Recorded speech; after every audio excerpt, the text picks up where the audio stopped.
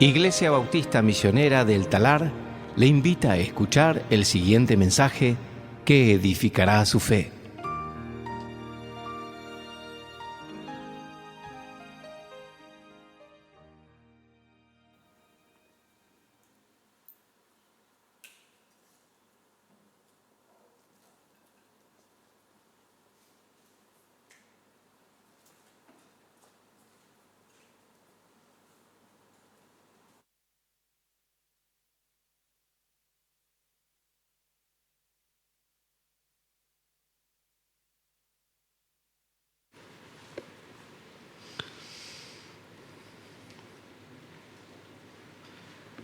Vamos a abrir nuestras Biblias en esta mañana al libro de Lucas. Lucas capítulo 7, versículo 11 al 17 es nuestro texto de esta mañana. Vamos a leer allí, comenzando en Lucas 17, 11. Dice así: Aconteció poco después que Jesús fue a una ciudad llamada Naín, y sus discípulos iban con él acompañados por una gran multitud. Y cuando se acercaba a la puerta de la ciudad, sacaban fuera a un muerto, hijo único de su madre. Y ella era viuda, y un grupo numeroso de la ciudad estaba con ella. Al verla, el Señor tuvo compasión de ella y le dijo: «No llores». Y acercándose, tocó el féretro, y los que lo llevaban se detuvieron. Y Jesús dijo: «Joven, a ti te digo, levántate». El que había muerto se incorporó y comenzó a hablar, y Jesús se lo entregó a su madre. El temor se apoderó de todos y glorificaban a Dios, diciendo: «Un gran profeta ha surgido entre nosotros». También decían: «Dios ha visitado a su pueblo». Este dicho que se decía de él se divulgó por toda Judea y por toda la región circunvecina. Vamos a orar. Padre nuestro, damos gracias por este evangelio y la bendición que ha sido para cada una de nuestras vidas. Y damos gracias en esta mañana por esta porción de la Escritura, esta porción inspirada, esta porción que tú nos has dado, tú has respirado para que nosotros podamos leerla y meditar y entender y vivir con el consuelo de quién es nuestro Señor Jesucristo. Y pedimos, Señor, que podamos examinar este texto y entenderlo y predicarlo y que traiga una paz a nuestra alma y también un deseo de vivir para el Señor. Lo pedimos en el nombre de Jesús. Amén. Nosotros sabemos que nuestro Señor Jesucristo es grande, es eterno. Jesucristo es el alfa y el omega, no tiene principio, no tiene fin, no tiene comienzo, no termina. Él es soberano. Jesucristo está en el cielo sentado en su trono reinando. Jesucristo tiene toda autoridad sobre el cielo y la tierra, el mar, lo natural, lo sobrenatural, los demonios, todo el mundo que nosotros no vemos, más allá del universo. Él tiene control sobre todo, porque Él mismo es Dios. Entonces tiene control sobre todas las cosas. Y en nuestro pasaje vemos que aún tiene control sobre la muerte. Cristo creó todas las cosas, nos dice Juan 1:3, y dentro de todo lo que creó también dio vida a todas las cosas. Y ese poder que tiene no es solo para crear, sino para dar vida al que está muerto. Al muerto físicamente, si así lo quiere, y al muerto espiritualmente, para todo aquel que cree en Él. Y en fin, por lo que Cristo hace por nosotros y morir y Él mismo resucitar y Él triunfa sobre la muerte, podemos estar seguros que nosotros también un día tendremos victoria final sobre la muerte. En 1 Corintios 15, que habla acerca de la resurrección de Cristo y que nosotros resucitaremos, termina con estas palabras el capítulo: ¿Dónde está, oh muerte, tu victoria? ¿Y dónde, oh sepulcro, tu aguijón? El aguijón de la muerte es el pecado y el poder del pecado es la ley, pero a Dios gracias que nos da la victoria por medio de nuestro Señor Jesucristo. En fin, tenemos vida por Cristo y en Cristo.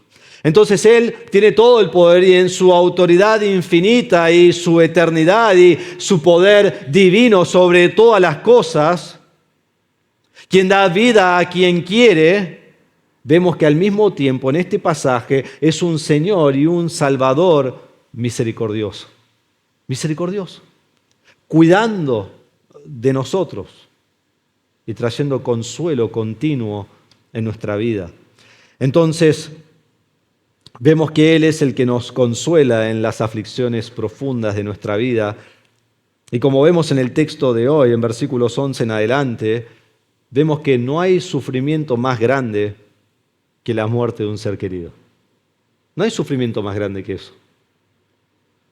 El sufrimiento de la muerte de un padre, de una madre, la muerte de un hermano, o un familiar, o un amigo cercano. Y esto trae angustia y trae dolor al alma, y trae pena y trae recuerdos que son lindos, pero al mismo tiempo eso produce tristeza y lágrimas y quizás a veces llanto, porque es difícil perder a alguien, especialmente a alguien tan cercano. Pero la realidad es que hay algo más doloroso que la pérdida de un hijo. Y mientras yo preparaba este mensaje en esta semana, pensaba en nuestra congregación y tenemos varias personas en nuestra congregación que han perdido un hijo. Y solo un padre sabe el sufrimiento, el dolor que hay, la agonía que hay al enterrar un hijo. Y solo un padre sabe la agonía y el lamento que continúa en su corazón de perder a un hijo. Porque trae gran tristeza. Tristeza de haberlo perdido. Tristeza del pensamiento de lo que hubiera sido de ese hijo. Es la agonía de agonías. Es un dolor incomparable. Y es contrario al diseño natural de Dios de que los hijos entierren a sus padres. Que eso es doloroso, pero aunque sea sabemos que ese es el curso natural de la vida. ¿Hay consuelo para este padre? ¿Para esta madre? ¿Hay esperanza en el dolor profundo que sienten? Porque es la tristeza de tristezas. Y este dolor sin igual, profundo, que llega al alma, que trae soledad, en realidad es el contexto de nuestro pasaje de esta mañana. ¿Quién puede aliviar este dolor? Solo Cristo. Solo Cristo.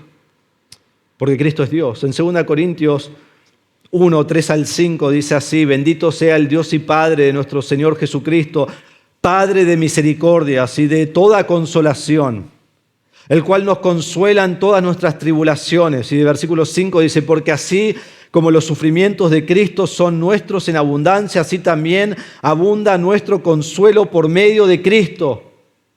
En la dificultad tenemos el consuelo de Cristo.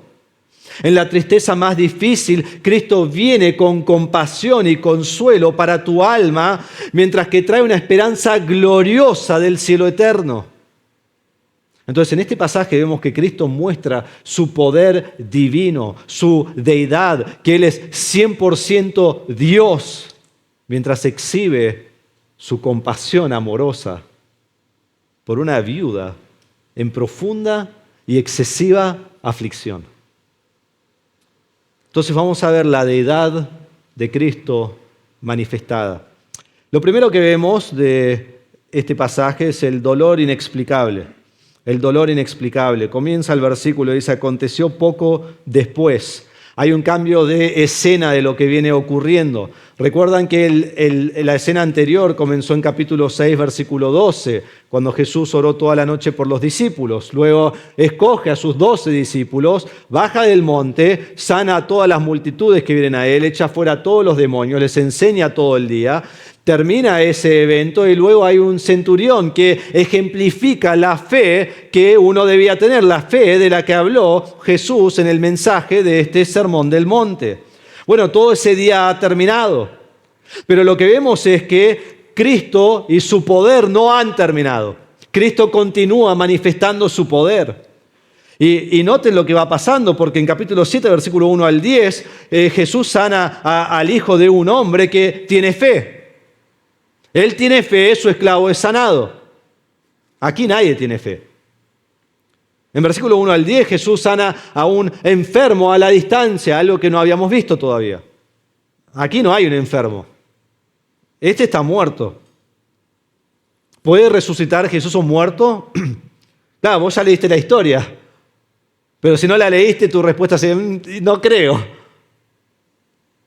¿Puede darle vida a aquel que ha pasado de este mundo, donde el alma ya no está en ese cuerpo que está allí acostado? Es un poder extraordinario sanar a una persona, pero se puede hacer.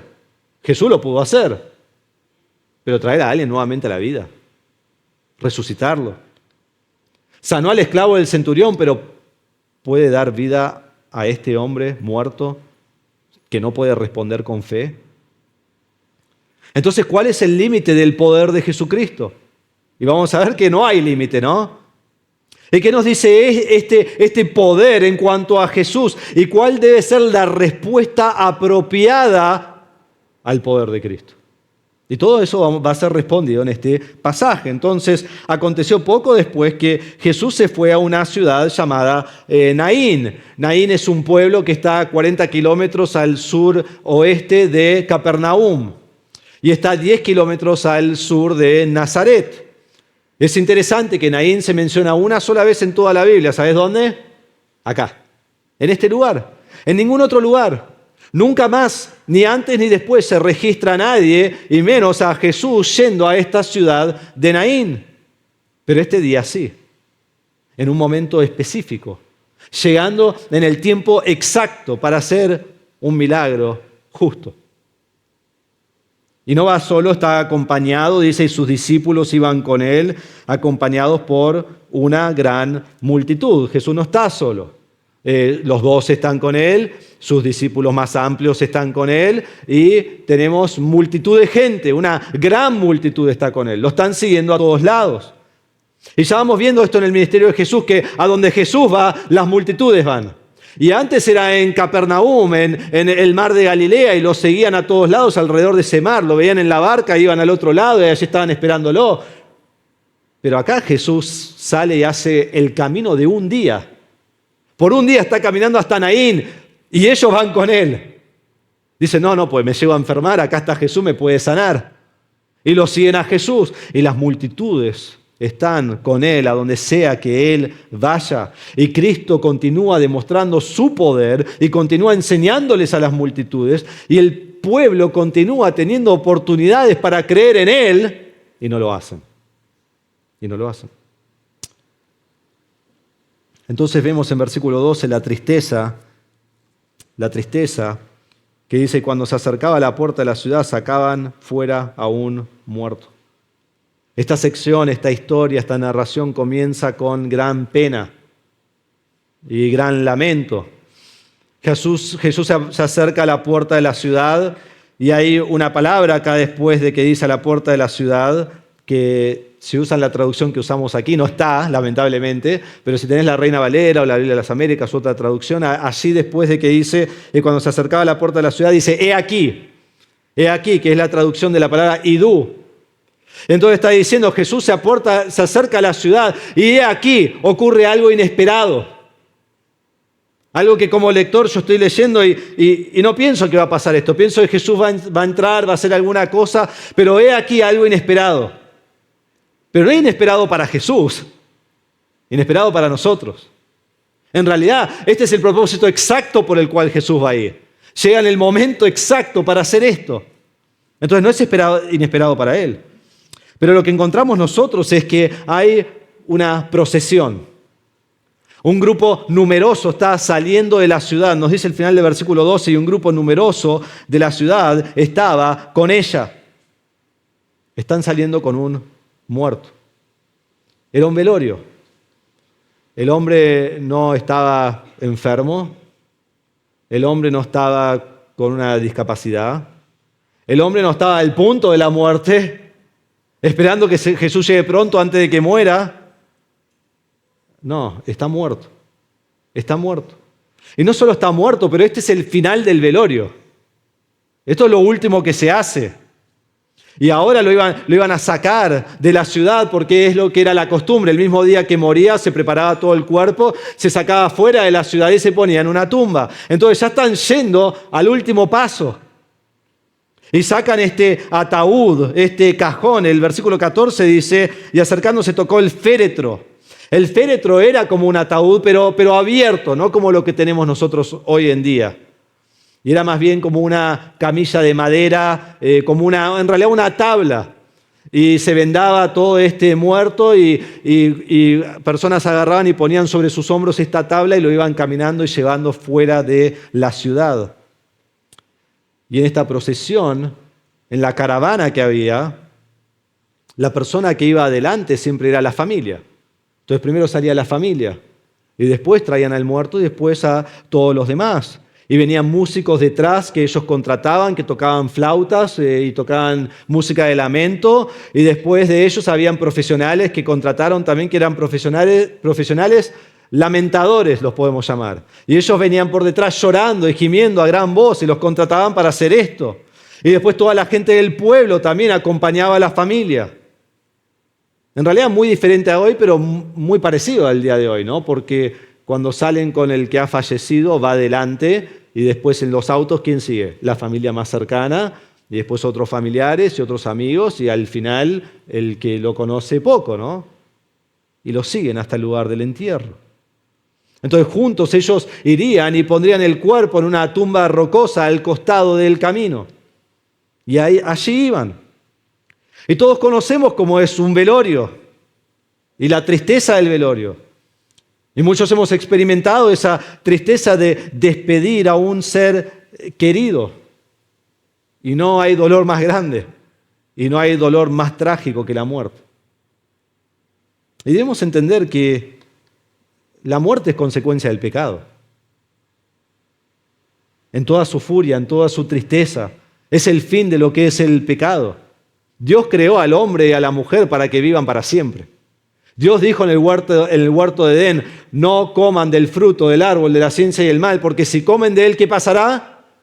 Ciertamente morirán. ¿Y qué hicieron? Comieron.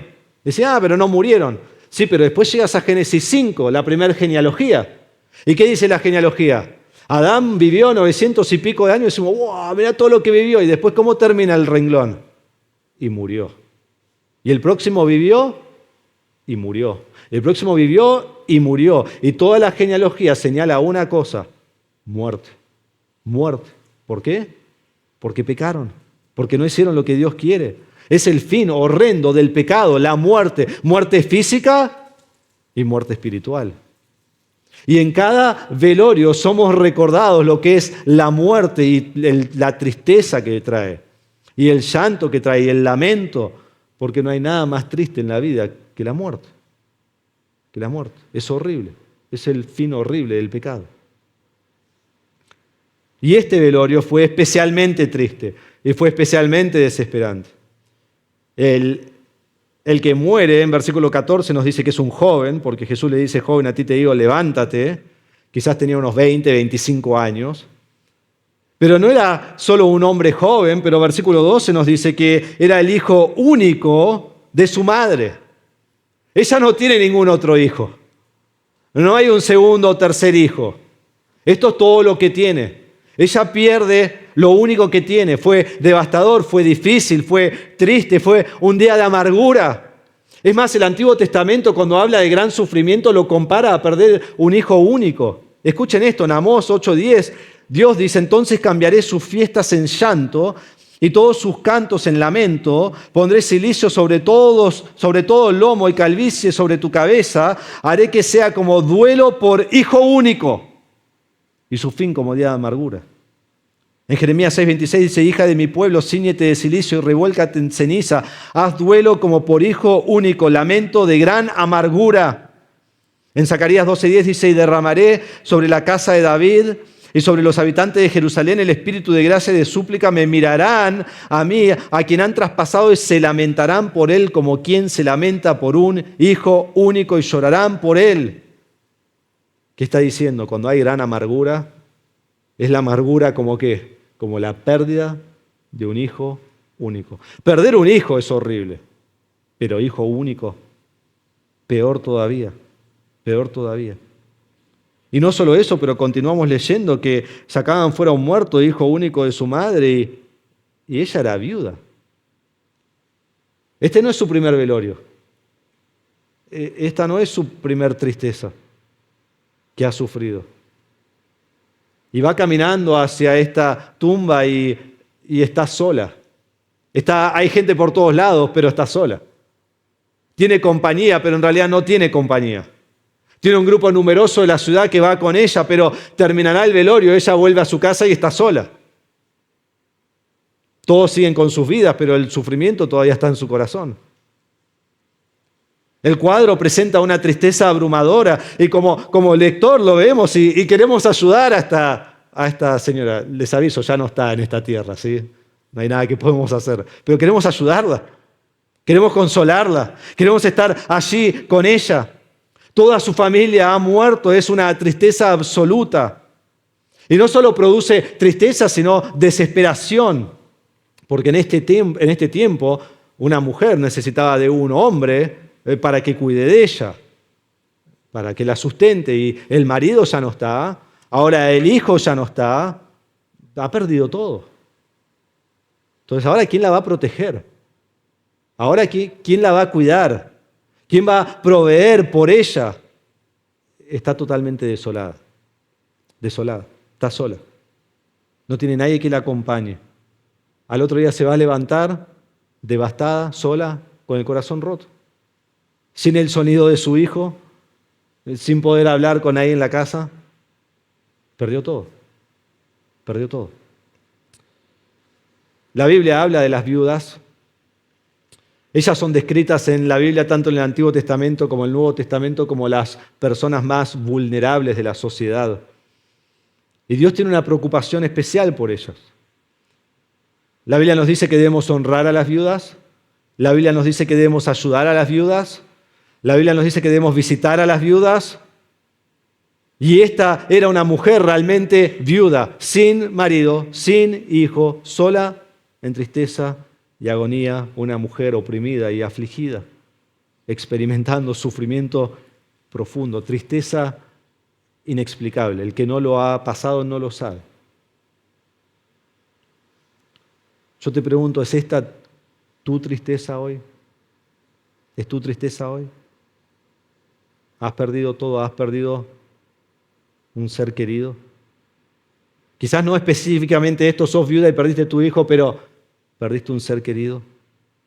Y la tristeza gobierna tu corazón y agobia tu corazón y estás afligido y tenés dolor y lamento continuo. Cristo tiene compasión de vos. Cristo es tu consuelo. Y vamos a verlo en versículo 13, porque pasamos de este dolor inexplicable a esta compasión trascendente. Compasión trascendente. Versículo 13. Al verla, el Señor tuvo compasión de ella y le dijo, no llores. Cristo llega a Naín, como dije, en el momento exacto que están saliendo por la puerta. Esto no es suerte, ¿no? Y fue un camino de un día. Esto no es suerte, esto no es una casualidad, esto no es chance. Qué bueno que justo apareció Cristo. No, justo no, esta es la providencia de Dios. Esta es la soberanía de Dios. Que Dios está en control de todos los tiempos. Dios hizo que ellos salgan en el momento que Él llega. Esta es la razón que Cristo viene a Naín para llegar en este preciso momento. Y llegando ve a esta mujer. La mira, dice el pasaje, al verla. Ella caminando por delante, antes de la caravana, y el Señor la ve en ese momento. Y ve que está triste y agobiada. Y es más, Él no solo la ve a ella, puede ver su corazón.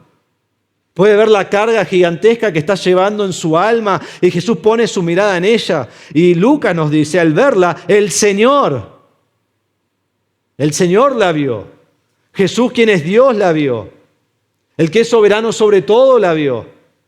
Y es muy interesante, no tengo tiempo para explayarme en esto, pero es la primera vez en todo el libro que Lucas llama a Jesús Señor. Otros han llamado a Jesús Señor. Elizabeth llamó a Jesús Señor. El leproso llamó a Jesús Señor. Muchos, pero no Lucas. Esta es la primera vez que Lucas llama a Jesús Señor. Y ya les voy a mostrar por qué en un momento. Pero nos dice aquí que al verla el Señor tuvo compasión de ella, tuvo compasión de esta viuda. El Señor ve su estado de aflicción y se compadece de ella. Jesús vio que ella quedó sola en el mundo, que perdió toda la compañía familiar que tenía y al verla tiene amor y simpatía por ella. ¿Por qué? Porque este es nuestro Dios. En Salmo 68:5 dice, Padre de los huérfanos y defensor de las viudas es Dios en su santa morada. Y nos dice que tiene compasión. Compasión.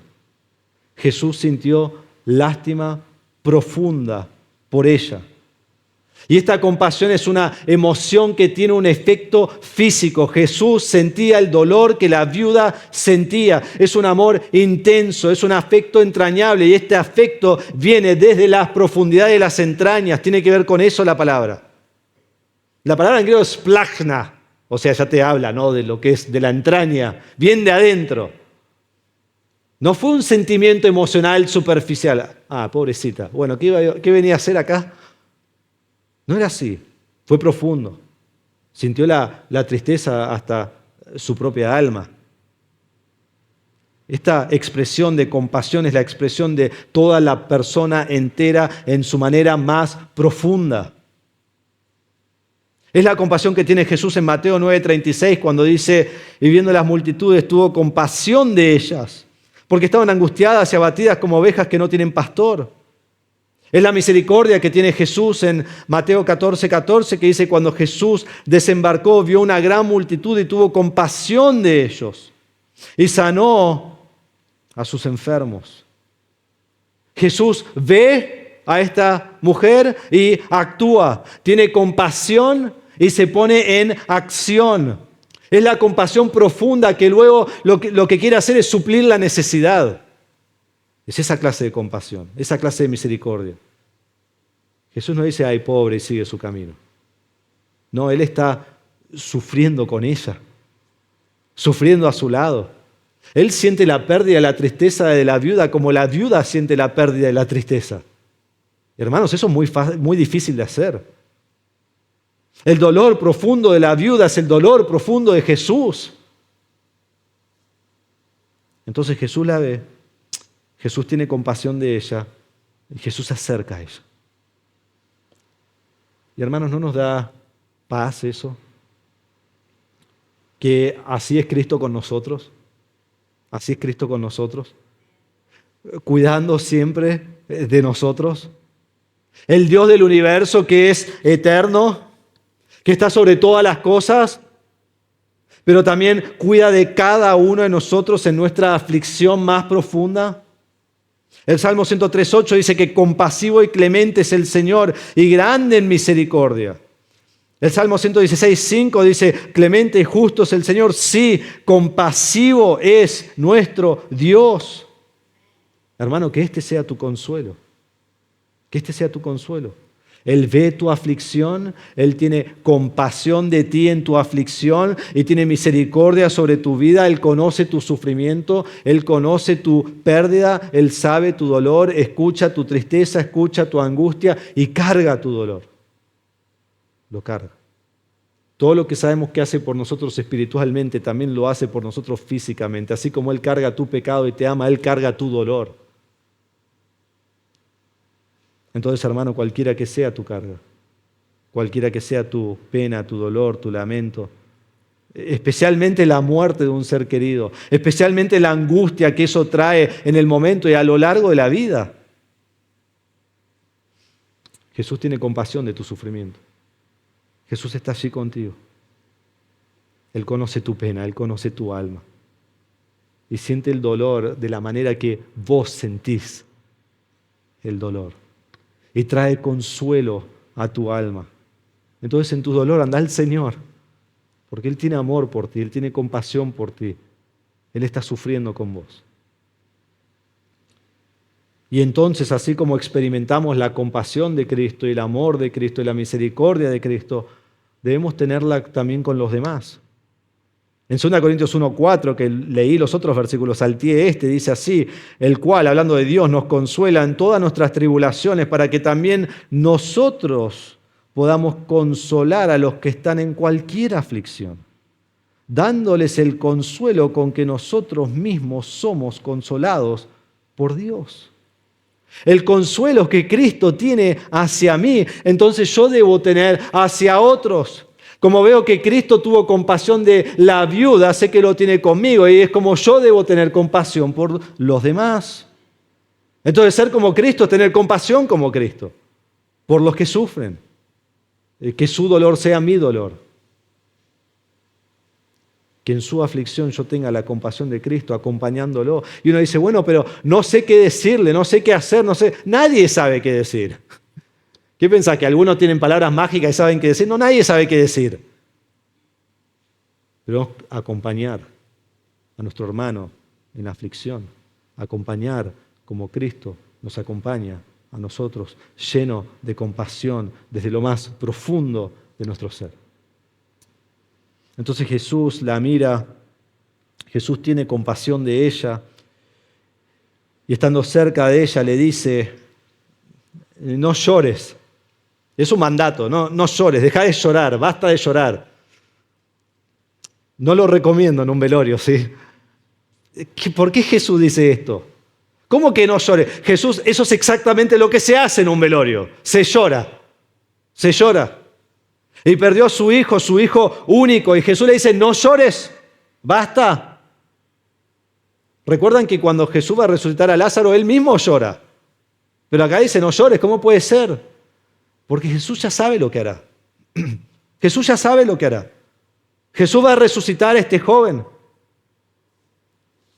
En Lucas capítulo 6, versículo 21 dice, bienaventurados ustedes los que ahora lloran, porque reirán.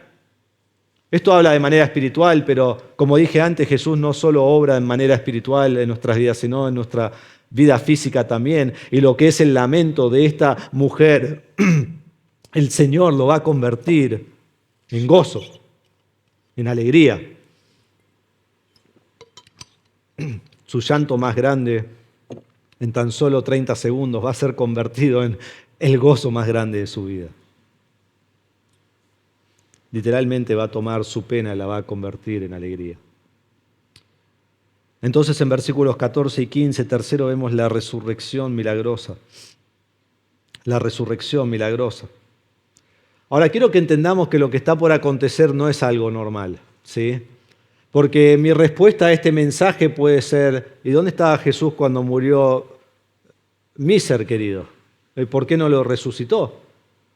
Pero vamos a entender que lo que está aconteciendo acá no es lo natural y lo normal que Cristo hace. En el Antiguo Testamento solo 3 personas muertas fueron resucitadas. Una fue por Elías, que resucitó al hijo de una viuda en Sarepta, en 1 Reyes 17. El segundo fue Eliseo, el que siguió a Elías, que también fue un gran profeta, y resucitó al hijo de la Sunamita en 2 Reyes capítulo 4. Y el tercero fue un hombre que fue echado sobre la tumba de Eliseo y se paró y fue resucitado. No se preocupen, no sabemos dónde está esa tumba, ¿sí? Así que no lleven al muerto allí. Pero en el Antiguo Testamento, 3 personas resucitadas. En el Nuevo Testamento, Jesús resucita a una niña, la hija de Jairo, en Marcos capítulo 5. Resucita a Lázaro, el hermano de María y Marta, en Juan capítulo 11. Y a este hombre. Nadie más.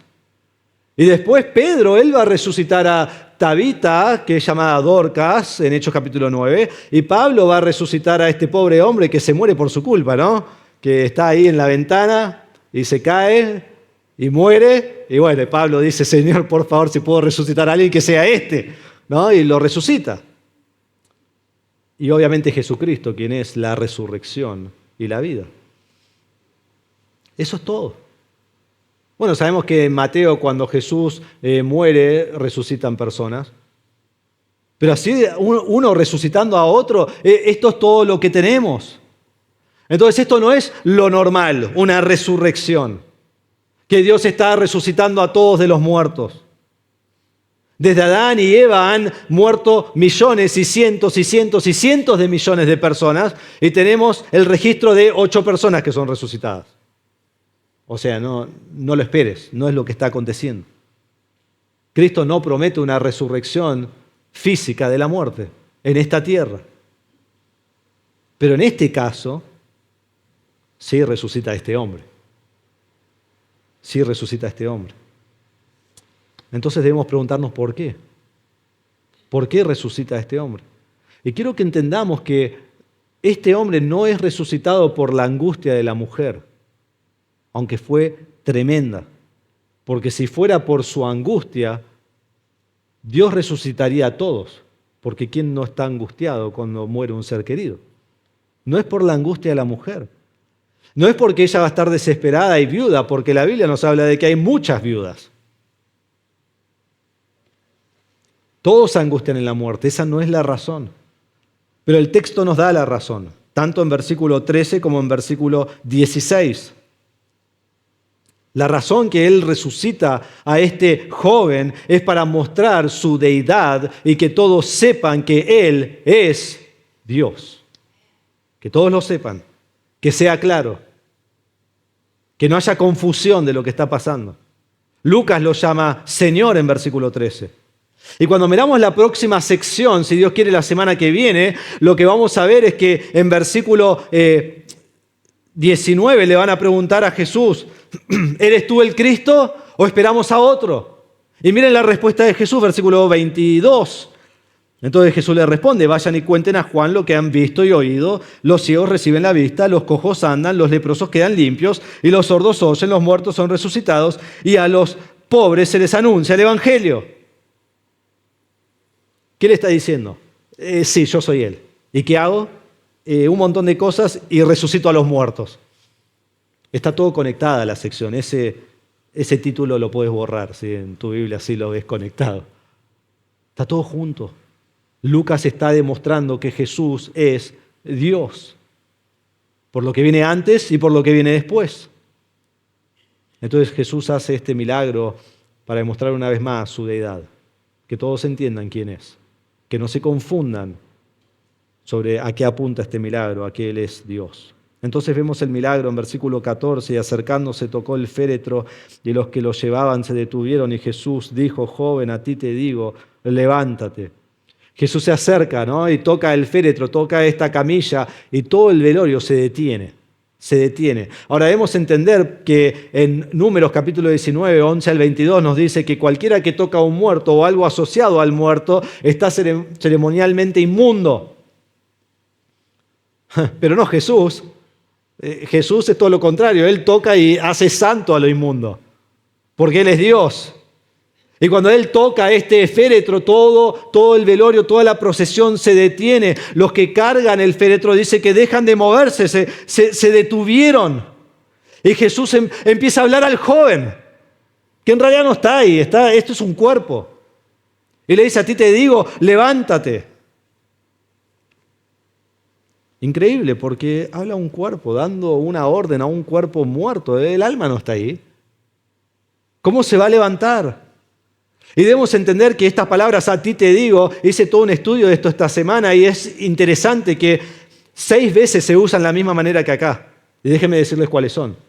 En Mateo capítulo 16, versículo 18, a Pedro le dijo, a ti te digo, sobre esta roca edificaré mi iglesia. ¿Y saben qué? Lo hizo. En Lucas capítulo 5, versículo 24, que vimos meses atrás, al paralítico le dijo, a ti te digo, levántate y anda. ¿Y qué hizo? Se levantó y anduvo. Jesús lo hizo. En Marcos capítulo 5, versículo 41, le dice a la niña muerta, a ti te digo, levántate, y se levanta. En Lucas 23, 43, está el ladrón en la cruz y él cree en Cristo y Jesús le dice, a ti te digo, hoy estarás conmigo en el paraíso. Y allí está. En el paraíso. Y decís, está ahí, bueno, cuando muera vas a ver. Y está allí está. que muestra que Jesús tiene toda autoridad. Él no dice en el nombre de Dios te digo. Él no acude a un poder más grande. Dice, yo te digo. Entonces vemos que Jesús tiene poder sobre la iglesia. Jesús tiene poder sobre toda enfermedad. Jesús tiene poder sobre la muerte física. Y aún en estos a ti te digo, vemos que tiene poder sobre la muerte espiritual. Al ladrón le dice, vos vas a estar en el cielo. Yo te lo digo. Llévalo al banco, confía en mí. Y aquí dice al muerto, a ti te digo, joven, a ti te digo, levántate. Le da una orden, un mandato inmediato, levántate. Ahora, si no es Dios, ¿qué pasa? Chau, porque Él no dijo ni siquiera en el nombre del Señor Jesús, te digo, o en el nombre del Dios Todopoderoso, no, Él lo hace en su nombre. Si no es Dios, no pasa nada. No pasa nada. Y Jesús da vida a este muerto, al fallecido, en su propia autoridad, en su propio poder, porque no acude a ninguna fuerza mayor. Él mismo determina darle vida, porque Jesús es Dios y Él da vida a quien Él quiere. No fue en el nombre de nadie. No fue por la fe de ninguno en la procesión. No le pregunta a la viuda que tenga fe. No le dice al muerto, mira, yo te quiero resucitar, pero antes de que yo te resucite, vos tenés que tener fe. Si no tenés fe, no puedo. Bueno, no puedo hacer nada. No. El muerto no tiene fe. La viuda no nos registra que tiene fe. El milagro, la resurrección, no dependió de la fe de nadie, sino de la determinación de Dios. Dios lo determina. Y vemos que el muerto resucita. Versículo 15, el que había muerto se incorporó y comenzó a hablar y Jesús se lo entregó a su madre. Imagínense esta escena, este hombre está acostado, está vendado, Jesús le dice, a ti te digo, levántate, y se sienta, se levanta y empieza a hablar. El hombre estaba muerto, esto era el final del velorio, no es que alguien le pifió y dijo, al final estaba muerto, pensamos que estaba vivo. No, se levanta y comienza a hablar. Y Jesús se lo entrega a su madre, nos dice el versículo. Quitó su dolor, quitó su angustia. Esto es lo hermoso de lo grande que es Dios, porque el propósito de Dios era mucho mayor que esto, pero en su propósito mayor, Él está cuidando de la viuda porque la ama. Increíble. Y le dio esperanza, y le dio seguridad, y le dio gozo, y le dio alegría sin igual. Y quizás decir, bueno, ojalá el Señor hiciera eso conmigo. Pero como dije, no es el punto de la narración. El punto de la narración no es esta resurrección física. ¿Sabés que el hombre vuelve a morir? Y decís, ¿dónde? Y no, asumimos que murió, como toda otra persona. Y saben que la viuda también murió, porque todos mueren. Entonces no es el punto. El punto está en lo que viene, el punto está en la respuesta al milagro. La respuesta de quién es Jesús al hacer este milagro físico y que Él tiene poder sobre la muerte física y espiritual y que da vida a quien quiere. El punto está en responder quién es Cristo. ¿Quién es Cristo? Y la resurrección final depende de la respuesta a esa pregunta. ¿Quién es Cristo? Esto es lo que realmente importa. Si vos morís hoy o en 20 años, en fin, ¿qué importa? Lo que importa es cómo respondés a Cristo. Esta es la resurrección que todos deben anhelar. Esta es la resurrección final y última, donde la muerte es vencida para siempre. Algunos van a ir a la segunda muerte, nos dice Apocalipsis 20, 11 al 15, y van al lago de fuego eterno. Pero otros van a la vida porque creen en Cristo. Entonces, el gozo supremo va mucho más allá de una muerte física a si he creído en Cristo y ahí tendré gozo para siempre, por toda la eternidad. Y Dios convertirá todas mis aflicciones y todos mis dolores en gozo y alegría. Entonces veamos cómo responde el pueblo al milagro extraordinario de Dios. Este es el cuarto punto, vemos la respuesta. La respuesta. Versículo 16, el temor se apoderó de todos. Se llenaron de terror. Se llenaron de susto, quizás ansiedad, horror. Y sí, obvio, un muerto que estaba siendo llevado a la tumba se levanta y empieza a hablar. ¿Cuántos muertos antes de él vieron resucitados? Voy a adivinar que 0. ¿Y cuántos muertos después de él vieron resucitados? Ninguno. ¿Y a cuántos velorios fuiste vos donde alguien de repente, bueno, lo vamos a cargar acá? No, pará, se levantó, está hablando. ¿Fuiste a alguno? No. Pero si fueras a una y sucediera eso, ¿cómo responderías? Yo sé cómo respondería yo. Con terror, con miedo, con temor. Creo que me iría corriendo de ahí. El temor se apoderó de ellos. El temor los dominó, los agarró, los atrapó. Y aquí tenemos a Jesús yendo a la ciudad y toda la multitud detrás de él llena de terror. Y todos saliendo de la ciudad, del pueblo, a llevar a este hombre. Y ellos tienen terror. Ahí está Jesús con toda una multitud alrededor, toda llena de temor. Todos frenados, todos mirando, todos no pudiendo creer lo que está pasando, traumatizados, agobiados por la manifestación del poder de Dios. Trae gran temor. Y si trazamos el libro de Lucas, vemos que vez tras vez tras vez, cada vez que Dios muestra su gloria, su poder, la gente responde de la misma manera, con temor, con terror. No es como las sanidades que, entre comillas, hacen hoy, ¿no? Que todos, ¡ay, qué lindo! Y no, esto produce terror, miedo, espanto. Es la respuesta de Juan en Apocalipsis 1:17 cuando lo vi, dice al Señor, caí como muerto y después le dice, no temas, yo soy el primero y el último. Cae con terror. Entonces el temor se apodera de todos. Y dice versículo 16, y glorificaban a Dios, comienzan a exaltar a Dios, prorrumpen en adoración a Dios, comienzan a cantar alabanzas a Dios, están en este terror y al mismo tiempo esta gloria atribuyéndole esto a Dios, a Jesús. A Jesús no, es a Dios, aquí está hablando del Dios el Padre. Porque su mano poderosa rescató a este hombre y dio vida a este que estaba muerto. Este fue el milagro de milagros.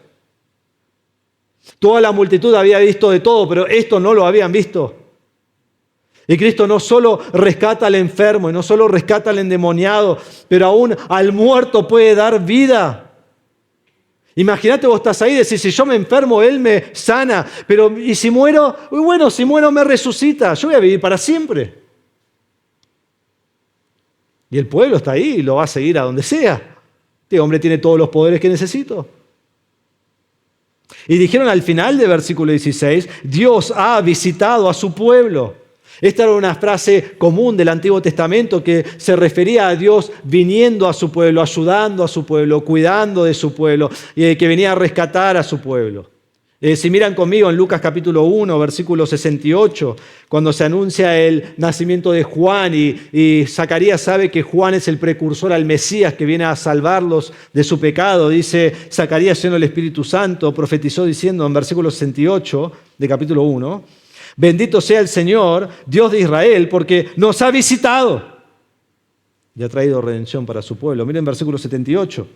Por la entrañable misericordia de nuestro Dios con que la aurora nos visitará desde lo alto. Así fue con una esperanza en el Mesías que vendría, que Juan prepararía su camino. Y aquí Israel ha estado esperando y dice, Dios ha visitado a su pueblo. Luego de 4 siglos, 400 años entre donde termina el Antiguo Testamento, en Malaquías y en Nehemías, hasta Mateo, hay 400 años de silencio, 400 años de aflicción, 400 años de ser dominados por otros imperios, por el imperio griego, por el imperio romano, y ha llegado a este punto que han estado esperando por siglos, donde Dios ha estado callado, y ahora ven esto y dicen, Dios nos ha visitado. Dios nos ha visitado. El Señor se ha acordado de nosotros. Pero si sos como mi hija que nota todos los detalles, viste que saltó una frase. Antes de decir esto dijeron otra cosa. Un gran profeta ha surgido entre nosotros. Fue una afirmación increíble. Fue una afirmación realmente magnífica. Ellos entendieron que Jesús fue un gran profeta. No fue tan solo un profeta, no fue un profeta más, un gran profeta. Como no han tenido mucho tiempo. Y pensamos, ¿y por qué dijeron que él fue un gran profeta? Bueno, seguramente porque el milagro que hizo se compara a los grandes milagros del Antiguo Testamento, desde Elías y Eliseo. Y ellos van a saber de memoria estos milagros. Y recordamos, ¿no?, que 800 años antes, en 1 Reyes 17, Elías, un gran profeta de Dios, resucita al hijo de la viuda en Sarepta. Y Eliseo, en el mismo tiempo, 800 años antes de este momento, un gran profeta de Dios, otro gran profeta de Dios, resucita al hijo de la Sunamita. Y no solo esto, pero agregamos esta información. ¿Sabes dónde lo hizo eso Eliseo? ¿Alguien se acuerda? En Sunem. ¿Saben dónde está Sunem? Del otro lado de la colina de Naín. Está del otro lado. Atravesás la colina y está Sunem. Es el barrio vecino de Naín. El lugar donde Eliseo resucita a este niño, al lado Jesús viene a Naín con un propósito de resucitar a este hombre. Pero hay grandes diferencias entre estos dos profetas y Jesús. Elías en 1 Reyes 17:20, no lo voy a leer, pero lo pueden leer más tarde si quieren. Elías, cuando él resucita a este niño, él clama al Señor. Y el Señor, aquí hablando de Jehová Dios, resucita al niño. Eliseo en 2 Reyes 4:33 oró al Señor, a Jehová Dios, y el niño fue resucitado. ¿Cuál es la diferencia entre estos dos grandes profetas y Jesucristo? Creo que ya lo sabés, ¿no? Jesucristo no oró a nadie. Jesucristo no pidió a nadie más poder. Jesucristo no clamó a Jehová Dios. Jesucristo dijo, a ti te digo, levántate. ¿Por qué? Porque Jesucristo actúa en su propio poder. Porque Jesucristo es Dios.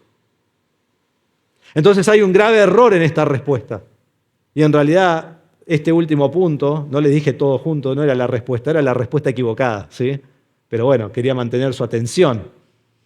Entonces vemos la respuesta equivocada. Jesús no es un profeta. Jesús no es un gran profeta.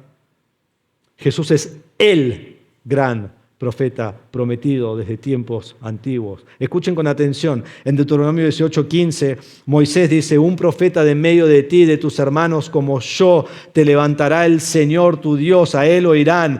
Esto es conforme a todo lo que pediste al Señor tu Dios en Horeb, el día de la asamblea, diciendo, no vuelva yo a oír la voz del Señor mi Dios y no vuelva a ver este gran fuego, no sea que muera. Y el Señor me dijo, bien han hablado en lo que han dicho, un profeta como tú levantaré de entre sus hermanos y pondré mis palabras en su boca. Él les hablará todo lo que yo le mande. Y dice, bueno, ¿quién es ese? Bueno, Hechos 3 nos dice, Hechos 3:20, en el mensaje de Pedro en Pentecostés, o esto es un mensaje después de Pentecostés, dice, y él, Dios, envíe a Jesús, el Cristo designado de antemano para ustedes. A él el cielo debe recibir hasta el día de la resurrección de todas las cosas, acerca de lo cual Dios habló por boca de sus santos profetas desde tiempos antiguos. Moisés dijo, el Señor Dios les levantará a ustedes un profeta como yo de entre sus hermanos. A él presten atención en todo cuanto les diga. Jesús es el gran profeta que Dios prometió que vendría. Pero ellos están muy confundidos. Es la respuesta equivocada. Fallaron en entender quién es Jesús. Fallaron en entender quién es Cristo. Pensaron que era simplemente un profeta. Y uno dice, bueno, pero no es suficiente. ¿Qué más podrían haber dicho?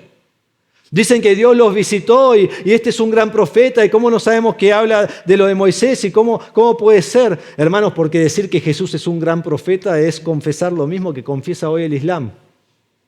Ellos no son salvos. Ellos confiesan que Jesús es un profeta. Es lo mismo que lo que confiesa el mormón. Sería como decir también, como dice hoy, fue un buen maestro, fue un buen judío, fue un buen líder, hizo cosas lindas para la gente.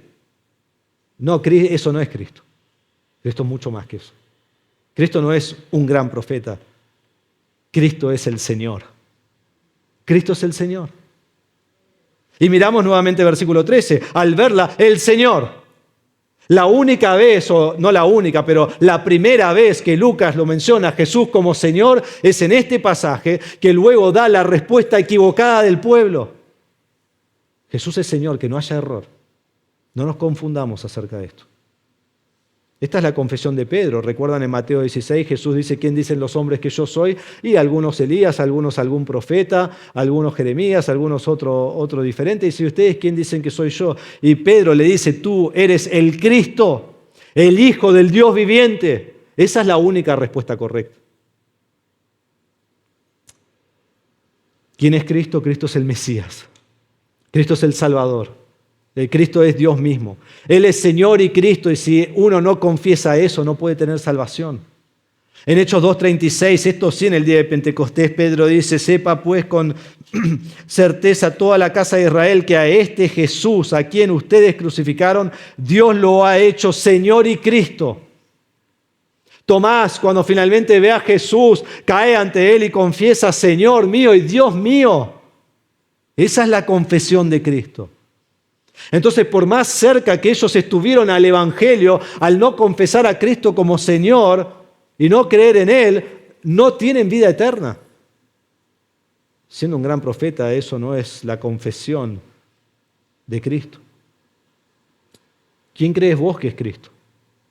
¿Quién crees vos que es Cristo? Ya te digo, Cristo es Dios. Cristo es Señor. Y solo por creer en Él tenemos salvación. Juan 3:16 lo sabemos de memoria. Cristo dio a su único Hijo. ¿Para qué? Para que todo aquel que en Él crea tenga vida eterna. No hay más opciones. No hay más caminos. No hay otras formas. En Hechos 4:12 nos dice también allí que Él es la única forma de llegar a la salvación. No hay ningún otro que pueda proveer la salvación. En ningún otro hay salvación bajo el cielo, solo en Cristo. Jesús dice, yo soy el camino, la verdad y la vida. Nadie viene al Padre sino por mí. Creo que es lo suficientemente claro, ¿no?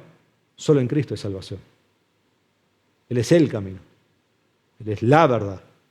Él es la vida.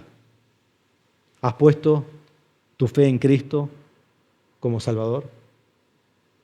Por esto escribe Juan, por esto se escriben los evangelios. Dice, para que ustedes crean que Jesús es el Cristo, el Hijo de Dios, y para que al creer tengan vida en su nombre. Ellos fallaron en entender esto. Es muy interesante, algo que nunca noté antes, pero en Lucas 19:41, escuchen esto, porque recuerdan que ellos dicen, Dios ha visitado a su pueblo, y miren lo que Cristo les va a decir más adelante en Lucas 19:41. Cuando Jesús se acercó al ver la ciudad, esto es Jerusalén, lloró sobre ella diciendo, si tú también hubieras sabido en este día lo que conduce a la paz, pero ahora está oculto a tus ojos. Porque sobre ti vendrán días cuando tus enemigos echarán terraplén delante de ti, te sitiarán y te acostarán por todas partes, te derribarán a tierra y a tus hijos dentro de ti, y no dejarán en ti piedra sobre piedra. Escuchen esto, porque no conociste el tiempo de tu visitación. No conociste el tiempo de tu visitación. Miren de nuevo lo que dijeron acá. Dios ha visitado a su pueblo. Sí, el refrán lo tenían. No conocieron el tiempo de su visitación. No creyeron en Cristo cuando vino a este mundo. No creyeron. Como les dije antes, hay otra resurrección de los muertos. Esta es la de Lázaro. Y en esa resurrección hubo una respuesta correcta. Escuchen, en Juan 11:25 Jesús le contestó, él está hablando aquí con Marta, dice, yo soy la resurrección y la vida, el que cree en mí, aunque muera, vivirá, y todo el que vive y cree en mí no morirá jamás. Y le dice a Marta, ¿crees esto? Y ella no le dijo, sí, tú eres un gran profeta. No, ella le dijo, sí, Señor, yo he creído que tú eres el Cristo, el Hijo de Dios, o sea, el que viene al mundo. Tú eres el Cristo. Y lo he explicado en otras ocasiones, pero decir que es Hijo de Dios es decir que Él es Dios mismo. Tú eres Dios. Tú eres el Mesías. Esa es la respuesta correcta a Cristo. En versículo 17 nos dice este dicho que se decía de Él, se divulgó por toda Judea y por toda la región circunvecina. Se divulga por todos lados. Ahora me puse a pensar en esta semana, ¿a dónde? Porque ya ha ido a toda Jerusalén, a toda Judea, fue al norte, ¿a dónde? Y dice, y toda esa región quizás no conocían y por todos lados se sigue expandiendo porque ahora no solo Él rescata a los enfermos, ahora da vida al muerto. Va a tener aún más gente siguiéndolo, pero más gente que no entiende ni siquiera quién es. Entonces cuando vemos en este pasaje, versículos 11 al 17, vemos que este es el poder divino de Cristo. Y es su poder divino como deidad, siendo Dios, actuando con compasión, lleno de misericordia. Entonces primero te pregunto esto, ¿vos conocés a Cristo? ¿Conoces a Cristo? Y no te confundas, Cristo no es solo una buena persona. Cristo no es tan solo un profeta. Esa creencia te condena. Esa creencia te lleva al infierno. Él es el Salvador del mundo. Y solo en Él hay salvación, porque Él es Dios mismo. En ningún otro. En ninguna otra manera. Debes confiar en Él para la salvación de tu alma. Es la única forma. Y estar cerca de la salvación es no ser salvo. Estar a un paso de creer en Él es ir al infierno.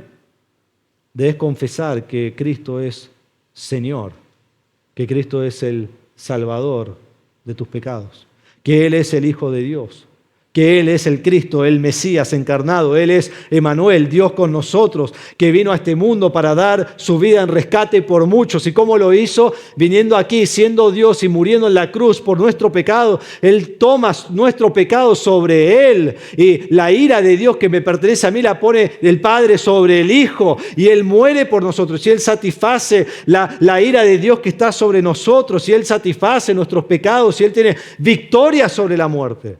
Y todo aquel que cree en Él, que Él murió por sus pecados y resucitó al tercer día, tiene vida eterna.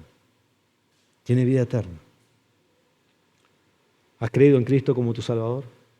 ¿Crees que Él es Dios, el Señor? Solo así tenés salvación de tu alma. Si has creído en Cristo, proclama a Cristo. Esta gente proclama, pero proclama cualquier cosa. Resucita gente de la muerte. Es un gran profeta. Dios nos ha visitado. Pero si vos conocés a Cristo, podés proclamarlo. Y no proclames como proclaman tantos hoy. Ay, sí, el Señor me sanó. Tenía sinusitis y ahora ya no lo tengo. No. Proclamá el Evangelio. Proclamá que Jesús es Señor.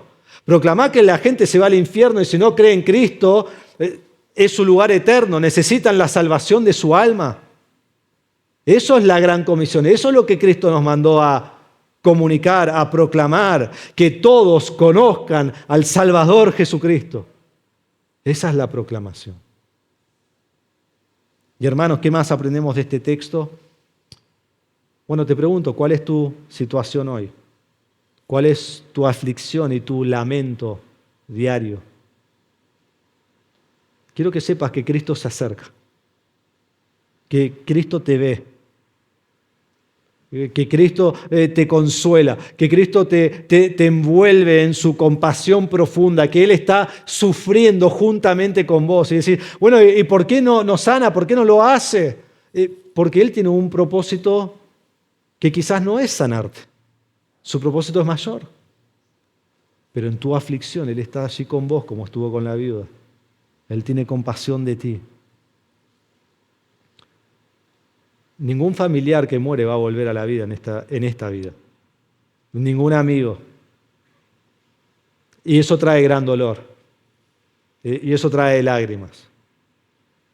Pero en ese tiempo Cristo es tu consuelo mayor.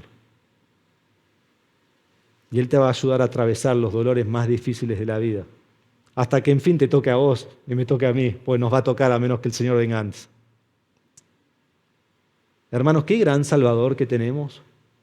Qué gran Salvador que tenemos. Dios podría haber sido indiferente al hombre, mostrar su deidad por otras maneras, no tener compasión de nadie, no resucitar a este hijo de esta viuda, pero este es nuestro gran Salvador, que es eterno, es soberano, es poderoso, tiene autoridad absoluta sobre todo y al mismo tiempo así está conmigo sufriendo mi dolor. ¿Quién haría eso? Solo nuestro gran Salvador, ayudándome en mis aflicciones profundas. Y lo hermoso es que en el día final, estas dos cosas van a ser una realidad al mismo tiempo. Vamos a tener vida junto con Él porque nos va a resucitar en el día final y ya no vamos a sufrir porque allí no habrá ninguna aflicción. Y todo eso será realidad. Qué esperanza que tenemos. Qué gran Dios que tenemos. Este es el poder divino de Cristo que manifiesta su deidad, que Jesús es Dios. Entonces, ¿has creído en Él? ¿Y confías en Él en tu aflicción? Vamos a orar. Padre, damos gracias por este pasaje que has puesto ante nosotros hoy, lleno de tesoros, lleno de verdad. Te ruego, Señor, por aquella que tiene el corazón en aflicción. Quizás el mensaje es duro en el sentido de que trae memoria y trae recuerdos y dificultades de cuando un ser querido falleció. Y Padre, entonces te pido que le traigas consuelo en este mismo momento, que clame a ti en este segundo. Y que tu misericordia esté sobre él, sobre ella. Y que el hermano y la hermana sepa que de la misma manera que sufren, tú estás sufriendo con ellos. Y qué consuelo y qué paz que trae esto aún en medio de la aflicción. Y Padre, te pido que tampoco perdamos el punto mayor, que tú eres Dios y en fin nuestras aflicciones se van al creer en ti, porque un día ya no tendremos aflicción, un día seremos resucitados, un día estaremos contigo. Entonces pido que si alguien no te conoce, que se arrepienta y crea en Cristo como Salvador. Y el que te conoce, que ponga su esperanza en ti, en lo espiritual, en lo que viene, en lo eterno, en el cielo, donde allí está su herencia. Esto no quita que tengamos sufrimiento y sufrimiento fuerte y difícil en esta vida. Pero esto nos ayuda a atravesar ese sufrimiento, sabiendo que tú eres Dios y que tienes compasión de nosotros. Qué gran Salvador que tenemos, el Señor Jesucristo. Te damos gracias por tu palabra, que nos consuela, que nos anima, que nos llena de gozo. Eres un gran Dios. Te damos gracias en el nombre de Jesús. Amén.